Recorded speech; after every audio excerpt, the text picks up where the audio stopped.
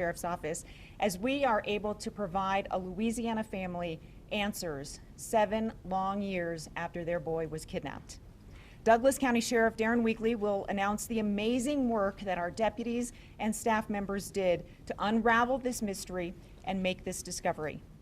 U.S. Marshal Kirk Taylor is here to talk about their work over the past 7 years, never giving up hope of finding this boy. Douglas County Under Sheriff Dave Walcher will read a statement from the National Center for Missing and Exploited Children and explain their role in this discovery. And Douglas County Commissioner Abe Layden will discuss the board's support for our deputies. Also joining us today is DA George Brockler, Chief Mike McIntosh, Captain Jason Kennedy, Captain Dan McMillan, and Sergeant Jeffrey Burke. We're going to begin with Sheriff Weekly. Thank you. Thank you all for being here. Good morning. Today I am proud to share a remarkable story. Thanks to the quick response of our deputies and their attention to details, a 14-year-old boy has been safely recovered after being missing for 7 long years.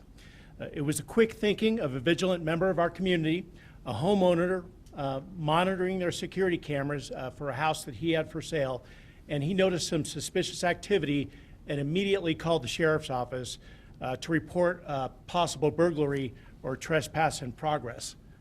This call not only led to the apprehension of 2 suspects, but unknown to everyone at the time, to the discovery of a missing child and the resolution to a 7-year-old mystery.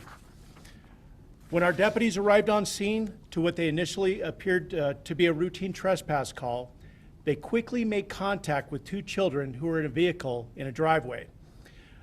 2 individuals exited the home, and as the deputies began to investigate further, they began to uncover inconsistencies in the suspect's story. And their work led them to a shocking discovery that one of the suspects, Rabia Khalid, was actually a fugitive wanted for kidnapping. Our deputies didn't stop there. They worked tirelessly to verify the identities of everyone involved, leading to the realization that 14-year-old Abdul Aziz Khan had been abducted by his non-custodial mother, Rabia Khalid, back in 2017. Elliot Bourgeois, who was with Khalid, was also arrested and being held on charges of kidnapping, as well as a litany of other charges. This victim's family has asked for privacy. I had the privilege of meeting with the family in my office yesterday, and what I will tell you is there wasn't a dry eye in the room. They are extremely grateful for our deputies in the Douglas County Sheriff's Office for their ability to identify what was going on to bring Aziz home. This family has a long road ahead of them, but our team is there for them. We will walk with them step by step as they navigate this journey. We hope they find healing and hope in the days, weeks, months, and even years ahead of them. I also want to acknowledge the effort of the U.S. Marshal Service, the National Center for Missing and Exploited Children, the Kenner Police Department in Louisiana, and everyone that has worked alongside us to bring the case to this point in the investigation. This is a true example of how law enforcement agencies at all levels can come together to make a difference in the lives of the families that we serve. I'd also like to thank Netflix and Unsolved Mysteries and Crime Stoppers for helping bring national attention to Aziz's case, making it possible for more eyes to be on the lookout for him. While we've made significant progress in this case, this is still an ongoing investigation. We are continuing to gather information to fully resolve this case and ensure that those responsible are held accountable. This reminds us all of why we do this work. It's my privilege as the sheriff to lead such an amazing group of people, our deputies and our dispatchers. They did just an amazing job to solve this case. I often wonder how many law enforcement contacts did this family have, did these people have, before our deputies were able to dig in and identify exactly what was going on. Today, thanks to their work, a child is now safe and a family can now begin to heal. And with that, I'd like to turn it over to U.S. Marshal For the District of Colorado, Kirk Taylor. Thank you, Sheriff. Thank you, Sheriff, and good morning. Thank you for having us here today. On behalf of the United States Marshal Service and Senior Inspector Brian Fair, who was the Eastern Louisiana Deputy Marshal who caught this case over 5 years ago, the Marshals picked this case up in 2020 and started trying to track down the young lady and the kidnapped child. He is part of the District Sex Offender Investigation Coordinator for Eastern Louisiana Marshal's Office. I spoke with Marshal Enix Smith. They were over the moon happy about this arrest. And as a former sheriff, I can tell you, you as a community and Sheriff Weekly have a right to be extremely proud of this team that dug and dug and dug until they were able to find out the identities and bring this case to a close. It's just amazing. The marshals really didn't do anything on this case in particular. Senior Inspector Brian Fair did go, we went to 11 different states looking for this young lady and the child. And it had really gone cold. We'd entered it in NCMEC, we'd entered it in everything we could to try to keep shaking the tree and rattling the bushes to see if we could get it to fall out, and just great police work on behalf of the Douglas County Sheriff's Office. And I just can't, I sincerely thank you on behalf of the United States Marshal Service and Eastern Louisiana Marshal, and Brian Fair was over the moon when he got the call, so thank you so much. With that, I'm going to turn it over to Under Sheriff Dave Walter. Thank you, Marshal Taylor. So, the National Center for Missing and Exploited Children, I want to spend just a moment talking about them, but they are a nonprofit corporation whose mission is to help find missing children, reduce sexual exploitation, and prevent child victimization. This is the great example right here. This is why we do what we do, and this is why what NCMEC does to make things like this happen. And I do want to read a quote by John Bischoff. He's a Vice President of Missing Children for NCMEC, and he provided this quote. He couldn't be here today, but I certainly want to let you know their thoughts. So the National Center for Missing and Exploited Children has worked closely with law enforcement and Aziz's family since his disappearance, always believing he could be found in family abduction cases. And it can be difficult to garner public attention, but we knew that national media coverage was crucial. Aziz could not have been anywhere, could have been anywhere. Thanks to the deputy's keen instincts and the attention of both law enforcement and the public, Aziz is now safe. We know family reunifications can be challenging, and as Aziz and his family reconnect and heal, NCMEC will continue to support them. I just have to stress, this is about partnerships right here. It's partnership with our federal government, the United States Marshals in this case, partnering with NCMEC to bring this to closure. And it's just a remarkable story. There's a lot of work to do, but it doesn't happen without good partners out there. So I certainly appreciate the work by all involved. So I would like to introduce Douglas County Commissioner Abe Bladen at this time. Thank you. Thank you, Under Sheriff, and Marshal Taylor. My name is Abe Bladen. I'm the chairman of the Board of County Commissioners in Douglas County, Colorado. And make no mistake, a family is being made whole because of the great police work of the people behind me in the Douglas County Sheriff's Office. We are so committed to public safety in Douglas County and that critical partnership that the Undersheriff represented between the federal government, our state partners, and our local sheriff's office. Douglas County is a place where quality of life comes first, and that begins with public safety. No other county in the state funds public safety like Douglas County, and we're going to continue to do that. Thank you. Deb? Thank you very much. And before we open it up for questions, and they're happy to take questions, we did want to show you some clips from body camera from a week ago Sunday when this discovery was made. And if we can show you, direct your attention to the monitor here. We'll play the video and I'll walk you through it a little bit. It started again in daylight in the middle of the afternoon with a trespassing call. Criminal trespass.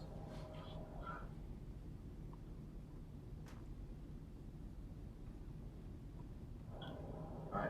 Like I said, I just wanted to confirm that with you and make sure that that was the route that we were wanting to go, or if you wanted them just trespassed from the house where they can't be a buyer or anything like that. Just trying to make sure I'm going down the proper channels.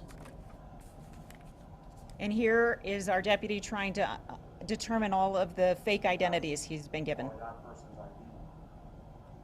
But we don't know because there's no. Well, let's say when there's a Georgia driver's license, that the number comes back to a lady born in 1921. The name. Yeah. It's a lady. Yeah, born in 1921. And here they are on scene, putting their heads together, trying to figure out what exactly they were dealing with. And by this time, there were several deputies on scene, getting multiple stories from the suspects. And next you'll hear from one of our deputies who is tracking down the vehicle, which is also suspicious to him. I'm a deputy in Douglas County, Colorado, and I'm out with a vehicle, and when we run its VIN number, it shows as belonging to y'all. Is there a manager or somebody I could talk to? Awesome, thank you. And next is what I like to describe as the aha moment, when the deputies realized that there was a warrant out for this woman's arrest and that children were involved. Does it say what agency? Georgia is the DL. Hang on, this is a DL. Yeah. I can see if I can get in contact with whichever. Oh, interesting. It's a 19 warrant, updated in 23. So they probably. So is this a rental or are they buying? Yeah. So it's to an alias that they've given us, the dead guy. It's when it's the dead guy that he says he is the one that's got it registered. Okay. And when I pull up the registration, it's that guy's name plus a trust listed. Okay, so they're just. I already asked for a phone. I know that comes back to dismiss. Okay. Here's your Kenner PD, Louisiana has a phone number by the name. Your case level.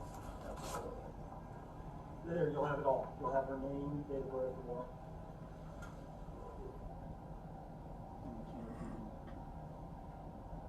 Yeah, what we need to do is figure out what kid is missing. Oh, Yeah. well, we haven't run the kids yet. No, we haven't. No, just a listing. No. Oh, there it is. Yep, that's her. So what's her? Just unbelievably phenomenal police work, and I'm so proud to be part of this agency. And with that, we'd like to open it up for questions if you have any. How did the reunion take place? Sheriff, were you there? Who was there when the child was reunited with the family? That process is still ongoing. It's going to take some time for them to get to that level. After Aziz was abducted 7 years ago, that is a slow process and it's still ongoing. Were they casing homes in the neighborhood, or what were they doing there? The question was, were they casing homes or what were they doing there? That is still under investigation at this time. We're still piecing all of that together. I know our deputies or detectives executed a search warrant in the city of Aurora where this couple was living, and so our detectives are still working on that. Did the child know that he had been kidnapped? Question was, did the child know that they had been kidnapped? That still is under investigation. I will share this with you, that when the deputies contacted the child in the driveway, the child immediately called the two people inside. So we believe that the child was actually coached on what to say if they came into contact with law enforcement. Was he going to school? Was he enrolled somewhere, or was he living under a different name? Did he know his name was Aziz? I don't have that information. That's still under investigation. Sheriff, what was the interaction with the family like? The interaction with the family, the father, it was actually amazing. I got to meet with them for about an hour yesterday in my office. They explained the story to me about how this all started. They had a tough time actually getting law enforcement to be responsive because this on the front end it appeared to be a custody dispute. The mother in this case made some allegations against the father, criminal allegations. My understanding is all of that had been dismissed. And then when it appeared that the father was going to get full custody, that is when the mother left with the child. Do we know what led them to Colorado specifically and to Douglas County? I mean, you mentioned that there was 11 states that were searched in this process, but what led them to Colorado? Do we know? The question is what led them to Colorado. That is still under investigation. We believe that they have actually been all over the country. Sheriff, is there any indication that any harm had been done to the missing child? The question was, has there been any indication that there was any harm done to the child? No, both children that were contacted appeared to be healthy. Where's the boy now, Sheriff? Has he been physically reunited with his father, or is that still, like you say, not gonna happen? That's, the question is, has the child been reunited with the father? That has not taken place yet. There's still a transition that is underway right now, and the child's location is confidential. What's the role the man who was arrested played in all of this? The question was what was the role that the man had to play? That he was involved in terms of being an associate with Rabia. There are several charges in relating to fraud. There were several identifications that were discovered in the vehicle that our detectives have done a search warrant on. And so again, that there's a litany of charges that he is also facing. Both suspects in this case are being held in the Douglas County Jail, each with $1 million bond. Would this be a state charge, or would this go up to a federal level case too? I'll let the DA, DA Brockler, do you want to take this one? Sure.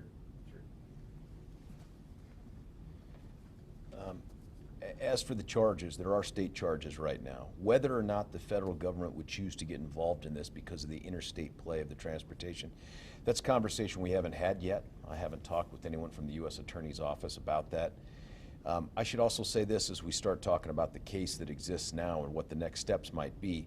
We have to presume these people innocent, no matter how it seems on videos and Netflix and whatever. For this system to work, we got to presume them innocent of these charges to move forward. I'm happy to stand here, by the way, and answer any other questions that you have. Can I throw out a couple things so that you know? March, what's the date? 27th is going to be the preliminary hearing as is scheduled now for both of these individuals. They each face a number of charges, more for the male than the female, and I think it's 14 total for the male. And I keep looking back. You should know the two hardcore prosecutors that are in part handling this are just off camera here. And I know she doesn't want me to say it, so Lauren, sorry. 14 for the guy and 9 for her.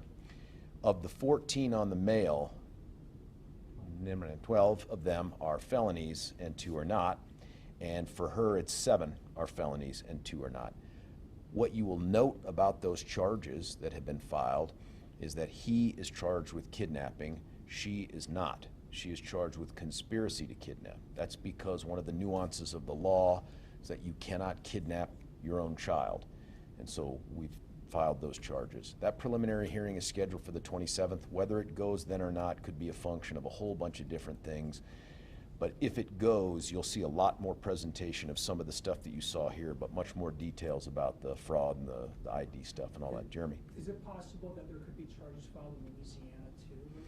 Undoubtedly, undoubtedly. And I think that's the other question that you're probably driving towards is what next in terms of that? Now, this case originated in Louisiana. They have a warrant for her. For whatever reason, they don't have a warrant for him. There's a hold on her. And the question is, well, what do we do with that?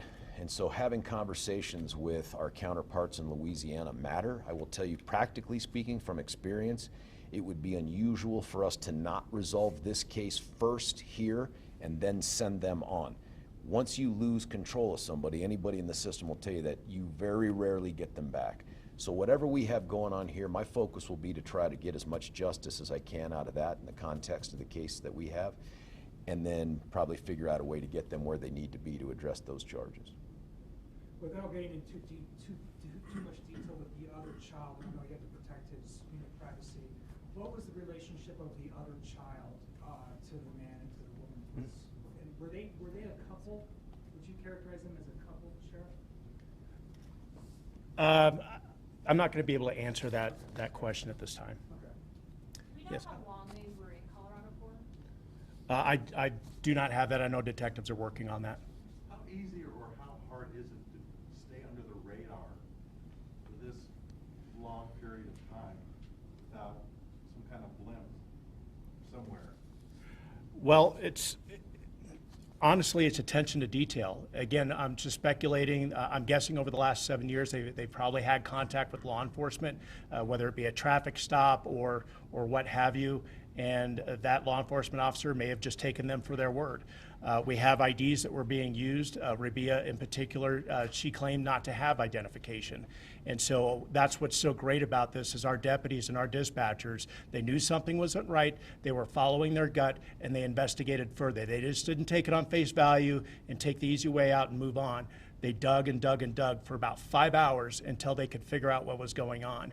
I'm also proud of the fact that our deputies, while these 2 kids were in the middle of this, when our deputies are trying to figure this out, they went to a neighbor's house near the scene and they got food, they were watching Blue's Clues, they were keeping these kids occupied so they weren't in fear about what was going on.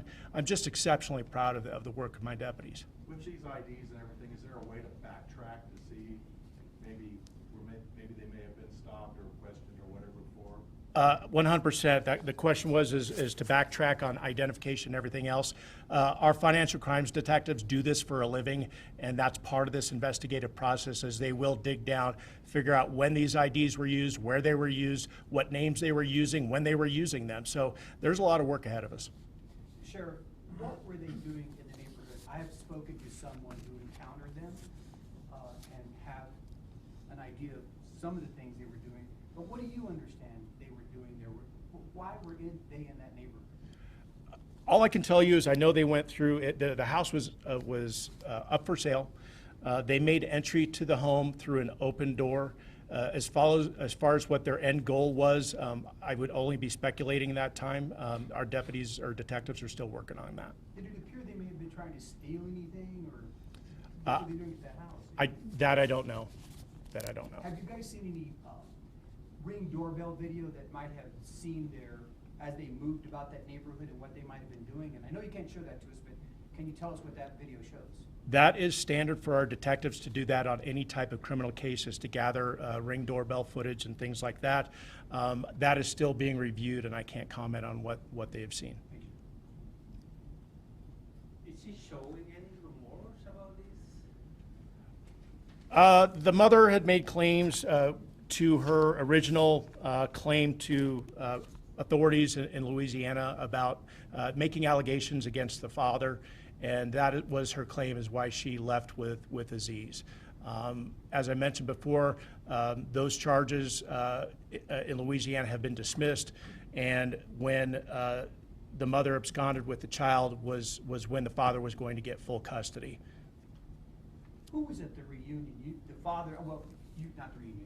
You said you spoke to the father. The father was here in Colorado, is that right? That's correct. And who else was there? The father, and who was in that office with you? Can you say? I'll just say members of the family. Okay. Can you talk about you talked about the long process, the reunification process. I would imagine you have maybe Child Protective Services present, maybe some other state level, social workers that may be part of this process, Sheriff? That's correct. It is a slow process. Again, this father has not had contact. He told me for like a total of 9 years he has not seen Aziz. So this is the only life that Aziz has known, and so it is gonna take some time. So it's baby steps to get up to that point, and there's just a lot of work to be done for this reunification. It's not a simple process. Did the deputy who we saw in the video there, he was very surprised with that aha moment that Deb described. What did the deputies, how do they characterize that encounter with the parents? Were they nervous? Were they fidgety? Do you know any of that? Well, the two suspects that we contacted, they were both very nervous. Their stories were not adding up. Our deputies would ask them, what's your date of birth? Okay, how old are you? Basic police 101 stuff that we use on a daily basis when we think people are lying to us. These are the tactics that they use to figure out that they were in fact being lied to, that there was more going on here, and that they needed to dig deeper to figure out what was going on. Is there any concern that they were going to escape or drive off or anything like that? Did the deputies ever feel that? Not that they have told me. Our deputies do an amazing job, so that is always a consideration for our deputies on the street when they're dealing with any type of an issue.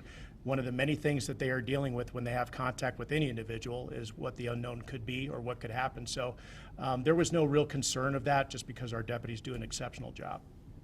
How long did it take from the time they arrived at the scene for them to realize that this was a very serious, dangerous matter?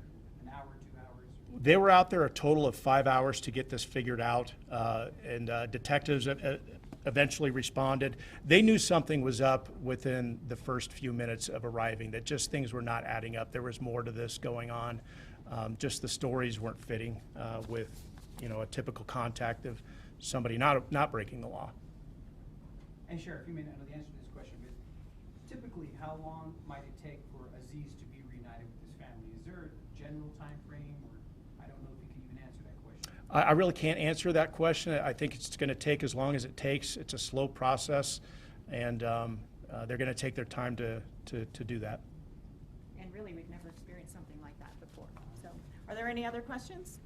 I would like to wrap up by just saying, asking the public, like Vicente mentioned, if you have any information about where these individuals have been over the past 7 years, we ask you to call Metro Denver Crime Stoppers, and their number is 720-913-STOP.